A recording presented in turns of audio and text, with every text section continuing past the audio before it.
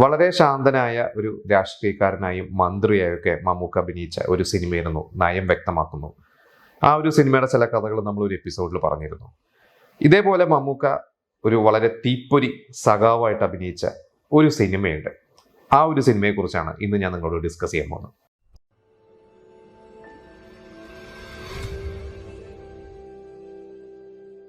കോട്ടയം കുഞ്ഞച്ചൻ എന്ന് പറയുന്ന ഒരു സിനിമ മമ്മൂക്കയുടെ കരിയറിലൊരു ഒരു പ്രത്യേക സ്പേസ് ഉണ്ട് ആ ഒരു സിനിമയ്ക്ക്. കാരണം നമുക്കിവിടെ ഒരു ബെസ്റ്റ് ക്യാരക്ടേഴ്സിന് എടുത്തു കഴിഞ്ഞാൽ, ഒരു കമേഴ്ഷ്യൽ സിനിമകളിലെ ഒരു നായക വേഷങ്ങൾ എടുത്തു കഴിഞ്ഞാൽ അതിൽ എന്തായാലും ഒരെണ്ണം കോട്ടയം കുഞ്ഞച്ചൻ തന്നെയായിരിക്കും. അതിൻ്റെ സംവിധായകൻ TS സുരേഷ് ബാബു മമ്മൂക്കയ്ക്ക് വളരെ പ്രിയപ്പെട്ട ഒരു സംവിധായകനാണ്. അദ്ദേഹം തന്നെ ഒരുപാട് ഇൻ്റർവ്യൂസിൽ കോട്ടയം കുഞ്ഞച്ചൻ ഒരു സിനിമ സംഭവിക്കാനും അല്ലെങ്കിൽ ആ ഒരു സിനിമ ഹിറ്റാക്കാനൊക്കെ മമ്മൂക്ക എടുത്ത ഒരു എഫേർട്ടൊക്കെ ഒരുപാട് പറഞ്ഞിട്ടുണ്ട്. മലയാളത്തിലെ തന്നെ മറ്റൊരു ഹിറ്റായിട്ടുള്ള ഒരു പ്രൊഡ്യൂസറാണ് ദിനേശ് പണിക്കർ. ഇതുപോലെ തന്നെ മമ്മൂക്കയ്ക്ക് വളരെ പ്രിയപ്പെട്ട ഒരു നിർമ്മാതാവാണ്. കിരീടം എന്ന് പറയുന്ന ഒരു സിനിമയുടെ വൺ ഓഫ് ദ പ്രൊഡ്യൂസറായിരുന്നു. പിന്നെ സുരേഷ് ബാബുവിനും അതുപോലെ തന്നെ ദിനേശ് പണിക്കർക്കൊക്കെ മമ്മൂക്ക ഒരു ഡേറ്റ് എപ്പോഴും നമുക്ക് കൊടുത്തിട്ടുണ്ടായിരുന്നു. അതായത് കോട്ടയം കുഞ്ഞച്ചൻ കഴിഞ്ഞിട്ടും അതുപോലെ തന്നെ കിരീടം എന്ന് പറയുന്ന ഒരു സിനിമയൊക്കെ കഴിഞ്ഞ് നിൽക്കുന്ന സമയത്ത് ദിനേശ് പണിക്കർക്ക് മമ്മൂക്ക ഒരു ഡേറ്റ് കൊടുത്തിട്ട് ഒരു അഡ്വാൻസ് ഒക്കെ കൊടുത്തിരുന്നു. പക്ഷേ ഇവർ മൂന്നുപേരും കൂടിയുള്ള ഒരു കോമ്പിനേഷനിൽ ഒരു സിനിമ സംഭവിക്കാൻ കുറച്ച് കാലം എടുത്തു. അങ്ങനെ ഏകദേശം ഒരു 98 മമ്മൂക്ക ദിനേശ് പണിക്കരെ വിളിച്ചിട്ട് പറഞ്ഞു, ഒരു സിനിമ കഥ റെഡി ആയിട്ടുണ്ട്, ഏകദേശം ഒരു ക്യാരക്ടറും കാര്യങ്ങളും റെഡി ആയിട്ടുണ്ട്, നമുക്കൊരു പടം ചെയ്യാം എന്ന് പറഞ്ഞ് സുരേഷ് ബാബു ഡയറക്ടർ, നമ്മുടെ ദാമോദരൻ മാഷ് എന്നെ വിളിക്കുന്ന ദാമോദരൻ സ്ക്രിപ്റ്റ് റൈറ്റർ. അപ്പോൾ ദാമോദരൻ മാഷ് നമുക്കറിയാം, തീപ്പൊരി ഡയലോഗുകളൊക്കെ അല്ലെങ്കിൽ ഭയങ്കര രാഷ്ട്രീയ സിനിമകളൊക്കെ ചെയ്തിരുന്ന, ശരിക്കും മലയാളത്തിലെ ഒരു തുടക്കകാലത്തെ, ഇപ്പോൾ പിന്നീട് രഞ്ജി പണിക്കരൊക്കെ ഉണ്ടെങ്കിലും തുടക്കകാലത്തെ ഒരു ഹിറ്റ് റൈറ്റർ തന്നെയായിരുന്നു ദാമോദരൻ മാഷ്. അങ്ങനെ ദാമോദരൻ മാഷിൻ്റെ ഒരു കഥ, നമുക്ക് ആദ്യമായിട്ട് ഒരു തീപ്പൊരി സഖാവിൻ്റെ വേഷം, നമുക്ക് അധികമൊന്നും അങ്ങനെ രാഷ്ട്രീയ വേഷങ്ങൾ ചെയ്തിട്ടില്ല. അപ്പോൾ നമ്മൾ അതിന് മുമ്പ് പറഞ്ഞിട്ടുണ്ട്. അപ്പോൾ നയം വ്യക്തമാക്കുന്നു എന്ന് പറയുന്ന ഒരു സിനിമ, പിന്നീട് ഈ അടുത്ത് മണ്ണ് എന്ന് പറയുന്ന സിനിമ, ചുരുക്കം സിനിമകളേ ഉള്ളൂ. അതിലൊരു സിനിമയാണ് ഇപ്പം ഞാൻ ഈ പറയാൻ പോകുന്ന സിനിമ. അപ്പോൾ ഈ ഒരു സിനിമയുടെ കഥ, ഇവരൊരു കഥയൊക്കെ എഴുതി കഴിഞ്ഞപ്പോൾ ഇവർ പ്ലാൻ ചെയ്തതിൻ്റെ പേര് ചെങ്കൊടി എന്നായിരുന്നു. അന്ന് മമ്മൂക്കയുടെ ചെങ്കൊടി എന്നും പറഞ്ഞിട്ടൊരു അനൗൺസ്മെൻ്റ് ഒക്കെ വന്നു. ഇതന്ന് വളരെയധികം വിവാദമായിരുന്നു. കാരണം ചെങ്കൊടി എന്ന് പറഞ്ഞു കഴിഞ്ഞ് ഇങ്ങനെ ഒരു സിനിമ ചെയ്യുമ്പോൾ കമ്മ്യൂണിസ്റ്റുകാർക്കെതിരെയുള്ള ഒരു സിനിമയായിരിക്കും എന്നൊക്കെ ഉള്ള ഒരു ചർച്ചകളൊക്കെ വന്ന് കുറേ പേരൊക്കെ പ്രതിഷേധമായിട്ട് വന്നു കഴിഞ്ഞപ്പോൾ അന്നത്തെ പ്രമുഖ രാഷ്ട്രീയ നേതാവ്, ഇന്നും MA ബേബി എന്ന് പറയുന്ന മന്ത്രിയും ഇന്നത്തെ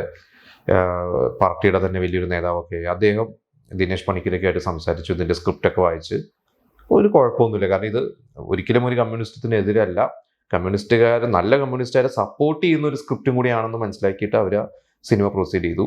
ആ ഒരു സിനിമ പക്ഷേ ചെങ്കൊടി എന്ന് പറയുന്ന ഒരു പേര് പ്രശ്നം വരണ്ടെന്ന് വെച്ചാൽ ഇവർ പേര് മാറ്റി. അങ്ങനെ പേര് മാറ്റി ആ സുരേഷ് ബാബുവിൻ്റെ തന്നെ മുമ്പത്തെ സിനിമകൾ, കോട്ടയം കുഞ്ഞച്ചൻ, അതുപോലെ തന്നെ പ്രായിക്കര പാപ്പാൻ എന്നുള്ള ഒരു പേരുകളൊക്കെയാണ് അദ്ദേഹത്തിൻ്റെ ഹിറ്റ് സിനിമകളുടെ ടൈറ്റിൽസ്. അങ്ങനെ അദ്ദേഹം ഇട്ടൊരു പേരാണ് സ്റ്റാലിൻ ശിവദാസ്.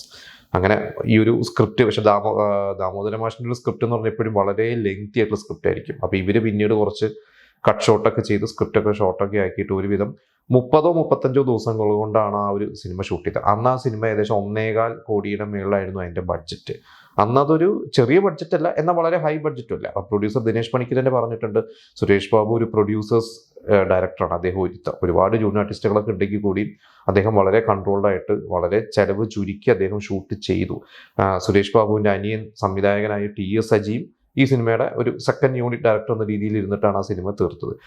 തീർത്ത ആ ഒരു സിനിമ 99 മാർച്ച് മാസത്തിലാണ് റിലീസാവുന്നത്. റിലീസായ ആദ്യത്തെ 2 ദിവസമൊക്കെ നല്ല കളക്ഷനായിരുന്നു.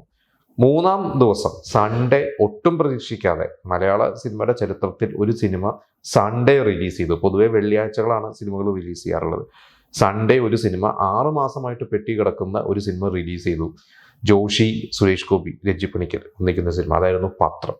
ആ ഒരു സിനിമ ഒരുപാട് വിവാദങ്ങളുണ്ടായി, സെൻസർ ബോർഡ് പ്രശ്നങ്ങളൊക്കെ ഉണ്ടായ കാരണമായിരുന്നു പെട്ടിയിൽ ഇരുന്നിരുന്നത്.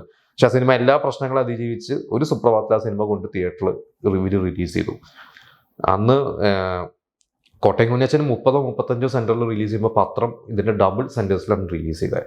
അങ്ങനെ കോട്ടയം കുഞ്ഞച്ചൻ്റെ സ്റ്റാലിൻ ശിവദാസ് 30-35 സെൻറ്ററിൽ റിലീസ് ചെയ്യുമ്പോൾ പത്രം റിലീസ് ചെയ്ത 60ഓളം സെൻറ്ററുകളിലായിരുന്നു. പക്ഷേ 3-ാം ദിവസമായപ്പോൾ സ്റ്റാലിൻ ശിവദാസിൻ്റെ കളക്ഷൻ കുറഞ്ഞു. അങ്ങനെ ആ സിനിമ വളരെ ഹൈപ്പിൽ വന്ന് വളരെ നല്ല ഇനീഷ്യൽ കളക്ഷനും കിട്ടി. പക്ഷേ പത്രം അതിൻ്റെ ഒപ്പം, അതും ഏകദേശം നമുക്കറിയാം ഒരു സോഷ്യൽ റെലവൻ്റ് ആയിട്ട് അല്ലെങ്കിൽ പൊളിറ്റിക്സും തീപ്പൊരി ഡയലോഗുകളൊക്കെ രഞ്ജി പണിക്കർ എഴുതുന്നതാണ്. അങ്ങനെ ടി ദാമോദരൻ മാഷിന്റെ സ്ക്രിപ്റ്റിനെ പത്രം ഒന്ന് ചവിട്ടി എന്ന് വേണമെങ്കിൽ പറയാം. ആ സിനിമ ശരിക്കും അന്ന് ലാഭമായില്ല, ചെറിയ രീതിയിൽ നഷ്ടവും പ്രൊഡ്യൂസർക്ക് വന്നതായിരുന്നു. പക്ഷേ പ്രൊഡ്യൂസറുടെ സൈഡിലായാലും സുരേഷ് ബാബുവിൻ്റെ സൈഡിൽ അവർ പറഞ്ഞ വളരെ ശക്തമായിട്ടുള്ള ഒരു സ്ക്രിപ്റ്റ് തന്നെയാണ്. ഇന്നും മമ്മൂക്ക ഫാൻസിന് തൃപ്തിപ്പെടുത്തുന്ന ഒരു സ്ക്രിപ്റ്റ് തന്നെയായിരുന്നു ആ സിനിമ. അപ്പം അന്ന് ചെങ്കൊടി എന്ന പേരിൽ വന്നിട്ട് സ്റ്റാലിൻ ശിവദാസ് എന്ന പേരിലേക്ക് മാറിയ ഒരു സിനിമയാണ്. എനിക്ക് നിങ്ങൾ എത്ര പേര് ആ സിനിമ കണ്ടിട്ടുണ്ടെന്ന് അറിയില്ല. മമ്മൂക്ക വളരെ നന്നായിട്ട് തന്നെ പെർഫോം ചെയ്തിട്ടുള്ള സിനിമയെന്ന് ഖുഷ്ബു വരുന്നതൊരു നായികയായിട്ടുണ്ടായിരുന്നത്.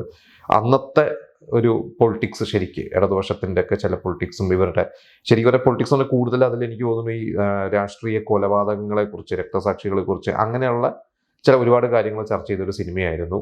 ഇപ്പം മമ്മൂക്കയുടെ സ്റ്റാലിൻ ശിവദാസ് നിങ്ങൾ കണ്ടിട്ടുണ്ടെങ്കിൽ നിങ്ങളുടെ അഭിപ്രായം ഷെയർ ചെയ്യുക. മമ്മൂക്കയുടെ രാഷ്ട്രീയ സിനിമകൾ നമ്മൾ നേരത്തെ പറഞ്ഞ പോലെ വളരെ കുറച്ച് സിനിമകളുള്ള, അതിൽ നിങ്ങളുടെ പ്രിയപ്പെട്ട രാഷ്ട്രീയ സിനിമ മമ്മൂക്ക അഭിനയിച്ചതിൽ ഏതാണെന്നും കൂടി നമ്മളോട് ഷെയർ ചെയ്യും.